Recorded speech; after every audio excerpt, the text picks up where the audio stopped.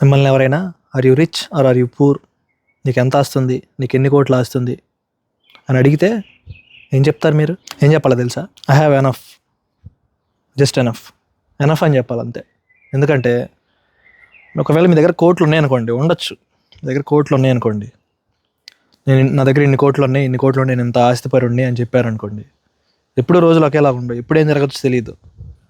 పొంగిపోకూడదు కదా, ఏదో ఒక రోజు పోవచ్చు, లేదంటే రావచ్చు. ఐ హ్యావ్ ఎనఫ్ అని చెప్తే సరిపోద్ది. అదే మీరు పేదలు అనుకోండి, మీరు middle class, below middle class అనుకోండి, నేను పేదవాడిని ఇలా కన్నీరు గార్చారనుకోండి, నో బడీ కేర్స్, ఎవరికి అవసరం లేదు. నువ్వు పేదోడివైనా, నువ్వు తిండి లేకపోయినా ఎవరికి అవసరం లేదు. అదొక పైశాచిక ఆనందం అయింది తప్ప, ఇంకా తదాస్తు దేవతలు ఉంటారంట, తదాస్తు అంటారు, మీరు ఇంకా అలాగే మిగిలిపోతారు. ఇది నా సొంత మాటలు కాదు, నేను ఒక పెద్ద మనిషి చెప్పాడు, అది నేను నోట్ చేసుకొని ఈరోజు మీకు చెప్పాను. మీకు నచ్చితే ఇంకెవరికైనా చెప్పండి.